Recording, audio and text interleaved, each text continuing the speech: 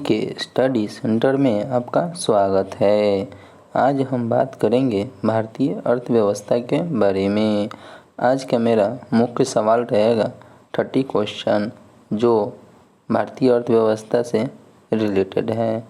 आज का मेरा सेशन में पहले सवाल से हम स्टार्ट करते हैं। आज का सेशन ये रहा।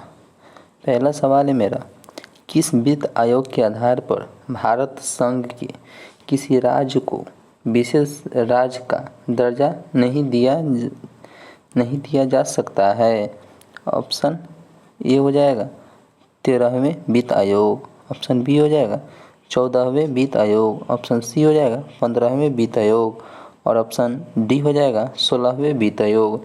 तो दोस्तों इसका आंसर दीजिए।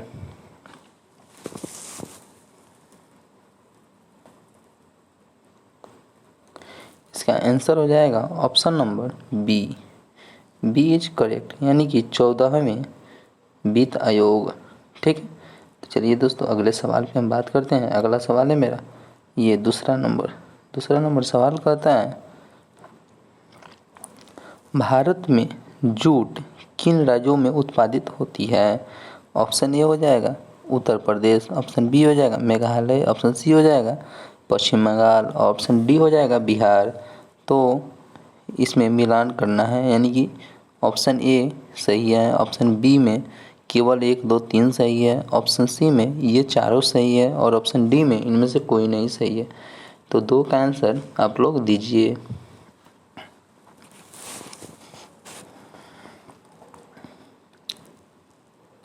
तो दो का आंसर हो जाएगा ऑप्शन नंबर सी, ये चारों सही है। ठीक है, ये चारों सही है। तो अगले सवाल पे बात करते हैं। अगला सवाल है मेरा, भारतीय विकास परिषद की स्थापना कब हुई?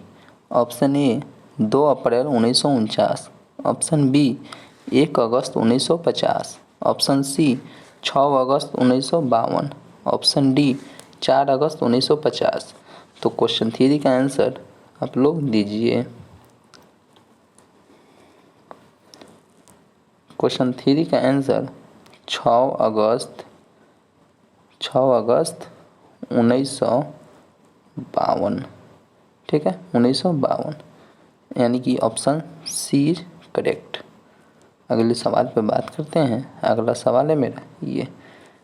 अगला सवाल है, जिन वस्तुओं की मांग उनकी कीमत पर निर्भर करती है वे वस्तुएं कहलाती है। क्या कहलाती है? ऑप्शन ए वेवलेन वस्तुएं, ऑप्शन बी आवश्यक वस्तुएं, ऑप्शन सी जिफेन वस्तुएं और ऑप्शन डी पूंजीवादी वस्तुएं। तो इसका आंसर आप लोग दीजिए।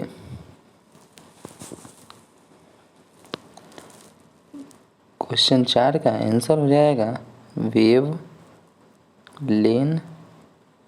वेवलेन वस्तुएं।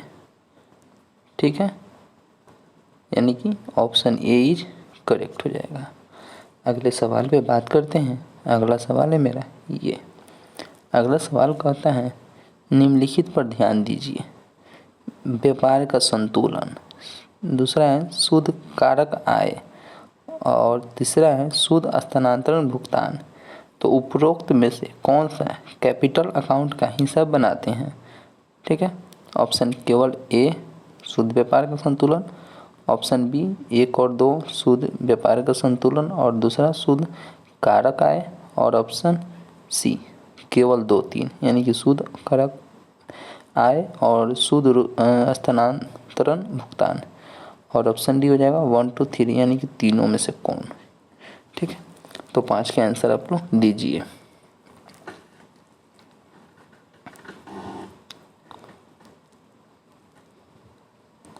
तो क्वेश्चन 5 का आंसर हो जाएगा 1 2 और 3, यानी कि ऑप्शन डी करेक्ट हो जाएगा। ठीक है, तो अगले सवाल पे बात करते हैं। अगला सवाल है मेरा 6 नंबर सवाल कहता है, MRTP अधिनियम भारत में कब पारित हुआ? MRTP अधिनियम भारत में कब पारित हुआ? ठीक है, ऑप्शन ए हो जाएगा 1969। ठीक है, उसके बाद ऑप्शन बी हो जाएगा 1970, ऑप्शन सी हो जाएगा 1971 और ऑप्शन डी हो जाएगा 1972। तो क्वेश्चन 6 का दोस्तों आंसर बताइए।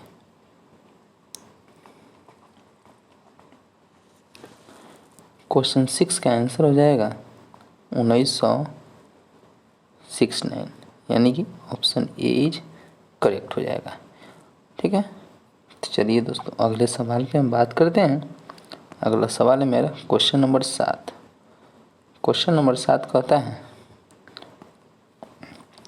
निम्न में से क्या भारत निर्माण में साझेदार नहीं है। ठीक है, ऑप्शन हो जाएगा भारत सरकार, ऑप्शन में राज्य सरकार है। ठीक है, और ऑप्शन डी हो जाएगा, सी हो जाएगा। सी पे हम बात करते हैं, ये रहा।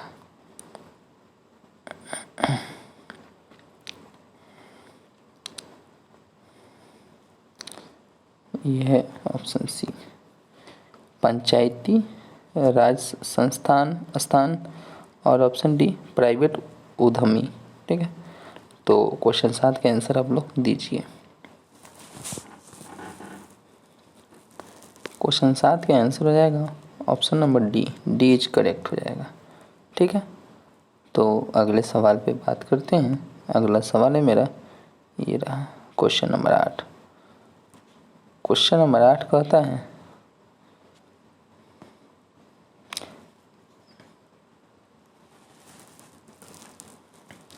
क्वेश्चन 8 है परिसंपत्ति पुनर्निर्माण कंपनी भारत लिमिटेड प्रमुख रूप से किस कार्य के लिए बनाई गई। ऑप्शन ए बुनियादी ढांचा ऋण, ऑप्शन सी एसेट प्लानिंग, और ऑप्शन सी गैर निष्पादित परिसंपत्तियाँ, और ऑप्शन डी क्रेडिट ऋण। तो 8 नंबर सवाल का आंसर क्या होगा बताइए। 8 नंबर सवाल का आंसर हो जाएगा option number C, C's correct हो जाएगा, गैर निष्पादित परिसंपत्तियाँ। ठीक है, तो अगला सवाल है मेरा ये रहा IBRD की सॉफ्ट लोन विड्रॉ की स्थापना कब हुई। यानी कि IBRD सॉफ्ट लोन विंडो की स्थापना कब हुई। ऑप्शन 1955 में, ऑप्शन बी 1958 में, ऑप्शन सी 1960 में, और ऑप्शन डी 1964 में। तो क्वेश्चन 9 का आंसर क्या होगा बताइए आप लोग। क्वेश्चन 9 का आंसर हो जाएगा, क्वेश्चन 9 का आंसर होगा ऑप्शन नंबर 1960। 1960 में IBRD की सॉफ्ट लोन विड्रॉ की स्थापना हुई थी। ऑप्शन सी इज करेक्ट हो जाएगा। अगले सवाल पे बात करते हैं। अगला सवाल है मेरा 10 नंबर, नेशनल स्लैम्प सर्वे संगठन की स्थापना किसने की। ऑप्शन ए हो जाएगा prof P C Mahalanobis, option B CR Rao, option C Mohan Dharia, option D इनमें से कोई नहीं। तो 10 नंबर सवाल का आंसर क्या होगा। तो 10 नंबर सवाल का आंसर हो जाएगा option number A, is correct हो जाएगा। अगले सवाल पे बात करते हैं। अगला सवाल है मेरा ये, वाणिज्य बैंक निम्नलिखित में से किसके लिए धन का अच्छा स्रोत है। ऑप्शन ए बड़े उद्योग, ऑप्शन बी लघु उद्योग, ऑप्शन सी पब्लिक सेक्टर उद्योग, और ऑप्शन डी इनमें से सभी। तो 11 नंबर सवाल का ऑप्शन यानी कि सही उत्तर क्या होगा बताइए आप लोग। 11 नंबर सवाल का आंसर हो जाएगा लघु उद्योग, लघु उद्योग। ठीक है, ऑप्शन बी करेक्ट हो जाएगा। तो अगले सवाल पे बात करते हैं। अगला सवाल है मेरा ये, राष्ट्रीय ग्रामीण स्वास्थ्य मिशन कब शुरू हुआ। Option A 2003, option B 2004, option C 2005, और ऑप्शन डी 2006। तो 12 नंबर सवाल का आंसर क्या होगा बताइए आप लोग। तो 12 नंबर सवाल का आंसर हो जाएगा 2000, यानी कि 2005। ऑप्शन सी इज करेक्ट हो जाएगा। तो अगले सवाल पे बात करते हैं दोस्तों। अब अगला सवाल है मेरा, MIBRO का पूरा नाम क्या है?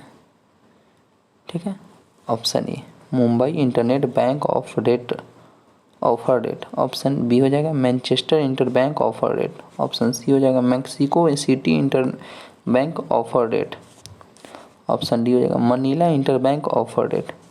तो क्वेश्चन 13 का आंसर बताइए आप लोग। तो क्वेश्चन 13 का आंसर हो जाएगा option number A is correct हो जाएगा। अगला सवाल पे बात करते हैं। अगला सवाल है मेरा 14 नंबर। 14 नंबर सवाल कहता है, निम्नलिखित में से क्या चिट फंड का सही वर्णन करता है? ऑप्शन ए गैर बैंकिंग वित्तीय घटक, ऑप्शन बी बैंकिंग वित्तीय घटक, ऑप्शन सी संगठित साहूकार और ऑप्शन डी संगठित साहूकार, यानी कि सी है असंगठित और डी है संगठित। तो क्वेश्चन 14 का आंसर क्या होगा आप लोग बताइए। तो क्वेश्चन 14 का आंसर हो जाएगा option number A is correct हो जाएगा, गैर बैंकिंग वित्तीय घटक। तो अगले सवाल पे बात करते हैं दोस्तों। अगला सवाल है मेरा 15 नंबर। बैंक ऑफ कलकत्ता, जिसका नाम बाद में बैंक ऑफ बंगाल हो गया, वर्तमान में किस नाम से जाना जाता है? Option A SBI, option B PNB, option C bank of Baroda और ऑप्शन डी RBI। तो 15 नंबर सवाल का आंसर क्या होगा?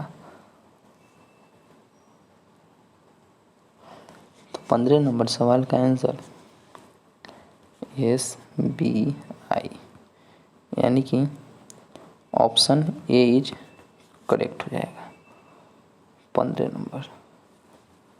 अगले सवाल पे बात करते हैं। अगला सवाल है मेरा 16 नंबर। 16 नंबर सवाल कहता है, ऐसी रणनीति जिसमें कम से कम दो बाजारों की समान या तुलनात्मक प्रतिभूतियों की समवर्ती खरीद और बिक्री शामिल है ताकि उनकी कीमतों में भिन्नता से लाभ प्राप्त हो सके, क्या कहलाती है? Option A panchayat, option B वित्तीय मध्यस्थता, ऑप्शन सी व्यापार ब्लॉक और ऑप्शन डी इनमें से कोई नहीं। तो 16 नंबर सवाल का आंसर क्या होगा? तो 16 नंबर सवाल का आंसर हो जाएगा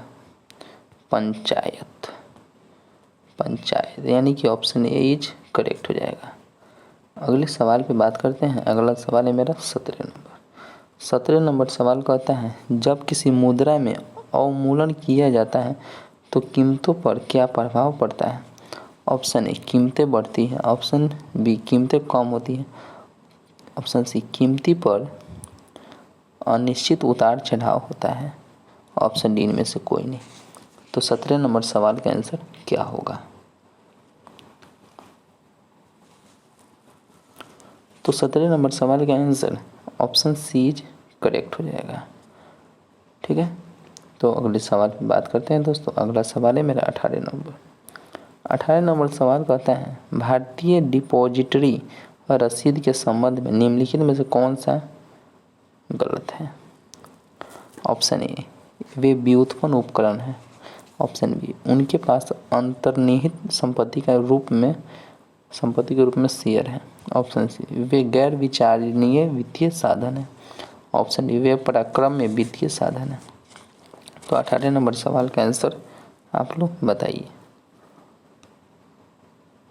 तो 18 नंबर सवाल का आंसर हो जाएगा ऑप्शन सी इज करेक्ट, वे गैर विचारणीय वित्तीय साधन है।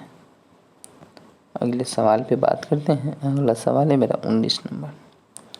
19 नंबर सवाल कहता है, यदि किसी राज्य की सरकार कृषि और ग्रामीण विकास संस्थान को मदद करने के लक्ष्य को पूरा करने के लिए धन की जरूरत होती है तो वह धन सरकार को कहाँ मिलता है?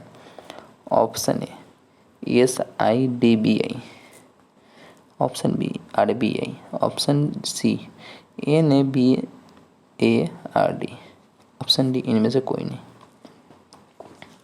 तो 19 नंबर सवाल का आंसर आप लोग बताइए।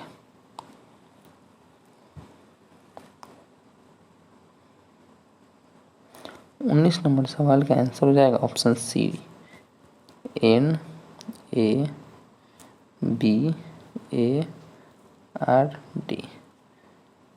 तो अगले नंबर सवाल पे बात करते हैं। अगला सवाल है मेरा 20 नंबर। 20 नंबर सवाल कहता है भारत की पहली क्षेत्रीय बैंक कौन सी है? ऑप्शन ए सिंधनूर शहरी सौहार्द सरकारी bank. Option B Karnataka Gramin Vikas bank. Option C Prathama bank. और option D Jaipur Nagaur Gramin bank.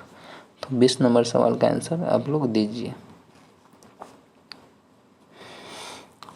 तो 20 नंबर सवाल का आंसर हो जाएगा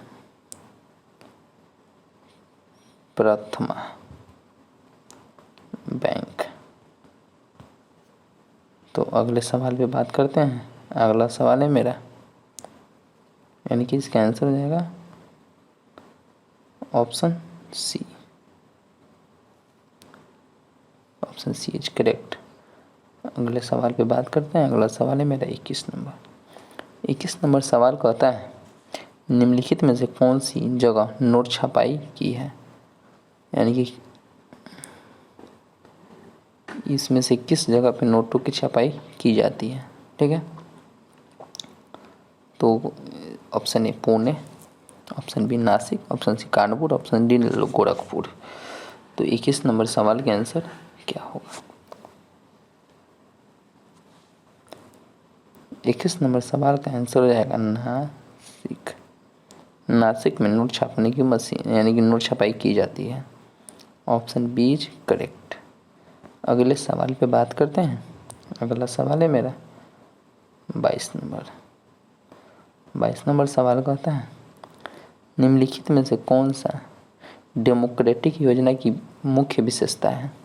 ऑप्शन ए प्रलोभन, ऑप्शन बी दिशा, ऑप्शन सी सरकार और ऑप्शन डी लचीलापन। तो 22 नंबर सवाल का आंसर क्या होगा?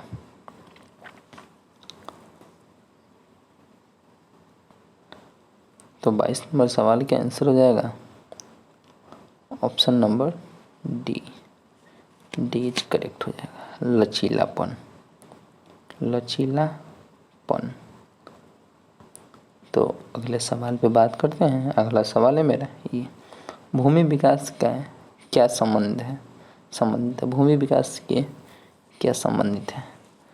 भूमि विकास से कौन सा इसमें का है जो संबंधित है? NABARD, SEBI, SARDBD। Option C D हो जाएगा NDMC। तो भूमि विकास किसके रिलेटेड है? 23 नंबर सवाल का आंसर आप लोग दीजिए।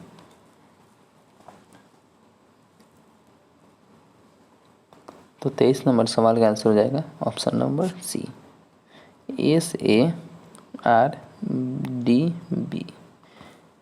ठीक है, 23 नंबर का सवाल का answer option C is correct.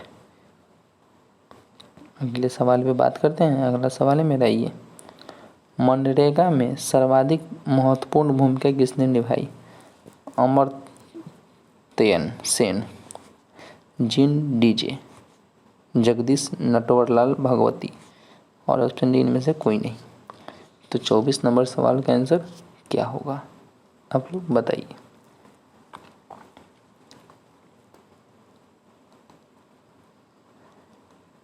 तो 24 नंबर सवाल का आंसर हो जाएगा option number B is correct, जीन डीजे।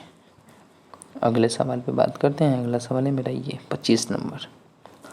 25 नंबर सवाल कहता है आमतौर पर एसिड टेस्ट अनुपात एक कंपनी के लिए धावनी आर्थिक स्थिति में 1:1 या बेहतर होना चाहिए। यह निम्नलिखित में से किस अनुपात का अनुपात है? ऑप्शन ए चालू संपत्ति चालू दायित्व, ऑप्शन बी चालू दायित्व चालू संपत्तियाँ, ऑप्शन सी कुल दायित्व और कुल संपत्तियाँ, ऑप्शन डी कुल संपत्ति और चालू दायित्व। तो 25 नंबर सवाल का आंसर क्या होगा? तो तो 25 नंबर सवाल का आंसर हो जाएगा चालू दायित्व, चालू संपत्ति और चालू दायित्व। Option A number is correct हो जाएगा। अगले सवाल पे बात करते हैं। अगला सवाल है मेरा 26 नंबर। 26 नंबर सवाल कहता है निम्नलिखित में से कौन सा मिलान सही नहीं है। नहीं है, ठीक है, इस पे ध्यान दीजिएगा, नहीं है। ऑप्शन ए मानव विकास रिपोर्ट यूएनडीपी। ऑप्शन बी शिक्षा विकास इंडेक्स यूएनआईसीएफ। ऑप्शन सी मानव गरीबी इंडेक्स यूएन और ऑप्शन डी सतत विकास लक्ष्य यूएन। तो 26 नंबर सवाल का आंसर आप लोग बताइए। 26 नंबर सवाल का आंसर हो जाएगा ऑप्शन बी इज करेक्ट हो जाएगा। मानव शिक्षा विकास index UNICEF. Option B is correct हो जाएगा। अगले सवाल पे बात करते हैं। अगला सवाल है मेरा ये निम्नलिखित संपत्तियों में से कौन सा औद्योगिक बीमारी बीमार औद्योगिक कंपनी अधिनियम और औद्योगिक और वित्तीय पुनर्निर्माण बोर्ड में मौजूद ढांचे में भारी बदलाव की सिफारिश की। Option A Rangarajan committee. Option B Jilani committee. Option C A Ghosh committee. Option D Omkar Goswami committee. तो 27 नंबर सवाल का आंसर आप लोग दीजिए।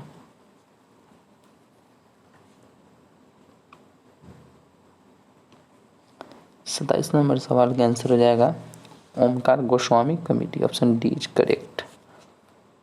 अगले सवाल पे बात करते हैं दोस्तों। ये रहा अगला सवाल। अगला सवाल है प्रमुख विकास कार्यक्रमों पर केंद्र सरकार के व्यय निम्नलिखित में से किसके अंतर्गत आता है। ऑप्शन ए योजना व्यय। ऑप्शन बी गैर योजना व्यय। ऑप्शन सी पूंजीगत व्यय और ऑप्शन डी राजस्व व्यय। तो 28 नंबर सवाल का आंसर क्या होगा। तो 28 नंबर सवाल का आंसर हो जाएगा योजना व्यय। ऑप्शन ए इज करेक्ट हो जाएगा, ठीक है। अगले सवाल की बात करते हैं। अगला सवाल है 29 नंबर। 29 नंबर सवाल कहता है किस वर्ष वित्तीय क्षेत्र आकलन पर समिति की स्थापना भारत सरकार और रिजर्व बैंक द्वारा की गई। 1905 में ऑप्शन ए है। ऑप्शन बी 1906 में। ऑप्शन सी 1907 में। ऑप्शन डी 1908 में। तो 29 नंबर सवाल का आंसर आप लोग बताइए।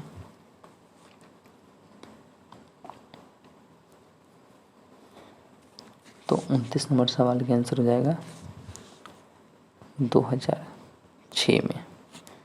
ऑप्शन बी इज करेक्ट हो जाएगा। अगला सवाल पे बात करते हैं दोस्तों। ये रहा अगला सवाल, लास्ट क्वेश्चन है ये। सवाल करता है स्वतंत्र भारत के इतिहास में भारत का सबसे उच्चतम मूल्य का नोट कौन सा रहा है। यानी अभी तक भारत के इतिहास में सबसे उच्चतम यानी कि सबसे अधिक रुपये वाला नोट कौन सा रहा है। इसका आंसर हो जाएगा ऑप्शन ए 1000। ऑप्शन बी है 2000। ऑप्शन सी है 5000। ऑप्शन डी है 10,000।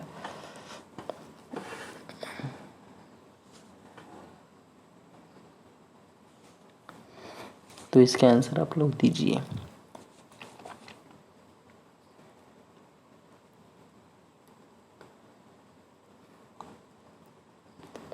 तो दोस्तों इसका आंसर हो जाएगा 10,000। 10,000 का नोट छपा गया था, अब इसको बंद भी कर दिया गया, ठीक है। तो इसका डी हो जाएगा, ऑप्शन डी इज करेक्ट हो जाएगा। 10,000 की नोट की फ़ोटो इस वीडियो के वॉलपेपर पे लगा हुआ है, तो आप लोग देख लीजिएगा। तो चलिए दोस्तों आज के सेशन हम यहीं रखते हैं, यहीं पे समाप्त करते हैं। फिर मिलते हैं अगले सवाल में, अगले क्वेश्चन को लेकर अगले सेशन में। तो जय हिंद दोस्तों।